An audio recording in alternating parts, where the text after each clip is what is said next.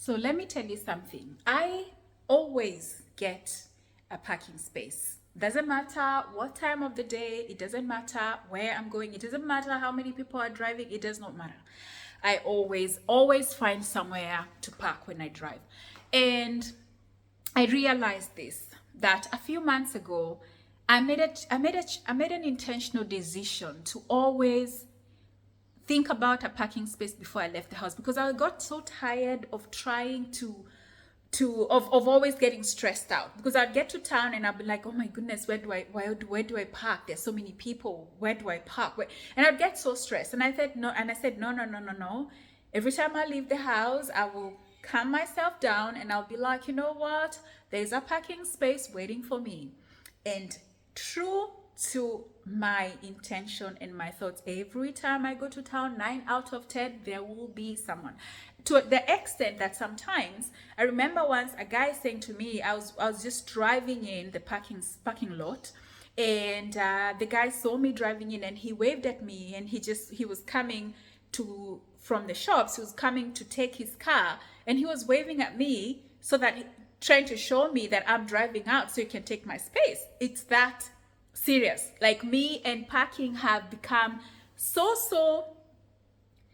close. We synchronize so well. Why? Because I set an intention in my heart and I was like, I will always find a space waiting for me. Sometimes I'll go and there'll be people, and I know this there are so many other things I've manifested in my life, but I want to start talking about this one because you have to start somewhere. If you see these small things happening to you, it gives you the hope and the courage to think and to hope for bigger things. And those of you who are gonna come at me now thinking that I'm talking about manifestation, I will tell you right now, manifestation is the God creative power inside of us, because we are the children of God and God is a creator. Manifesting things is another word for creating things. It is another word for calling those things that are not as though they are. It's not some woo-woo things. It is just creation. And I know that the people in darkness manifest things, and that's something else. It's all creation. But when we are the children of God, we manifest according to our nature, and that is the God in us. So, manifestation is just that. It's just creation. Okay, it's just calling those things that are not as though they are. It's just seeing something before you can believe it. So anyway, so that is my story. Why am I giving this story? I'm giving you this story because I want you to start. I wanted to show you that you have to start seeing yourself. What you want to be has to start from inside of you before you can see it on the external view.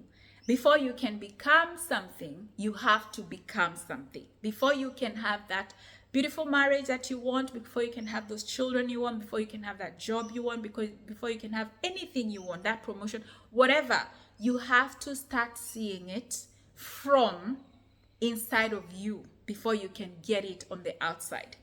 I did not know this. I've manifested a lot of things into my life. I remember when I wanted to find a partner, I remember buying a salt shaker and a pepper shaker, and they were joined together. They were like two people hugging each other. And I remember putting them on the table, and I put them there because I wanted to see them. I wanted them to be a symbol of the relationship that I wanted. And I used to look at them, and I did things like, and I will probably make another video about this that should show you how you can start doing things to create the life that you want. Little things you can do that speak to your subconscious or in your mind that that show those kind of things. But I started with that, and I did other things which I probably will make another video after this just to explain everything. But my point is this, that you have to start seeing yourself and seeing the things you want to have before you actually get a hold of them. That is how it starts. Okay, so because mind precedes matter, what you think in your head will always come before you can see the thing. Whether you like it or not, the things that are in your life are because you have thought them into existence, are because whether you realize it or not, whether it was intentional or not, they are things that have happened because they have flowed out of you, whether you realize it or not. Now, the challenge, and that is, I'm sharing this because I've been thinking about this so much about taking control, because what I want you to do is I want you to take control of your life. I want you to take control of your power, of your future, of your destiny, of fate, so that you're no longer living from as a victim, but you're living from an empowered position, whereby you're like, you know what, this is my life, but it's not greater than me. I am in control. I can do this. And then you start moving from that point of view. You start moving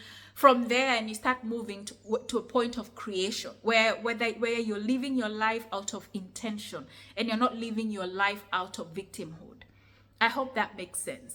I hope that makes sense. And for me, what I would encourage you to do is to go down right now. As I said, these are things that I've been going through in my head, and they've really helped me. I want you to go to clarify my mind and to give me direction. What I want you to do is I want you to go and sit down and think about your higher self. Think about, what would you be if you were the highest form of you that could exist. You know, if you are not limited by your situations, limited by your circumstances, limited by money, limited by your position in life, your level of education, your level of, you know, of growth, your maturity, your background, how you have been raised, all that. If you were not limited by those things, what would you be?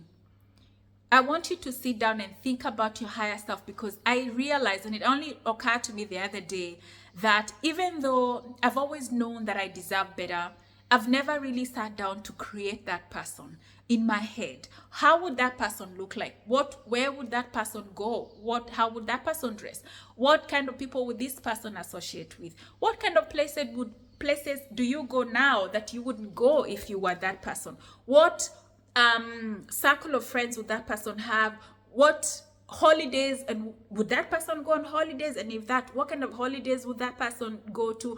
What kind of job would that person do? Would it be jobs that, you know, what kind of jobs would that person do? You know what I mean? Like, I want you to sit down and actually create your higher self, the person that you see, the ideal person that you feel you could be. And then from that, when you have that picture in your head, it's really gonna help you to start shifting things in perspective, and it's really gonna start opening you up. I want you to take a minute to go and sit. I'm giving you an assignment to go and think about the person, your higher self, that kind of person, who would that person be? How would that person behave? Who would that person relate with? What kind of job would that person do? And I want you to think about that, and I shall catch you next time.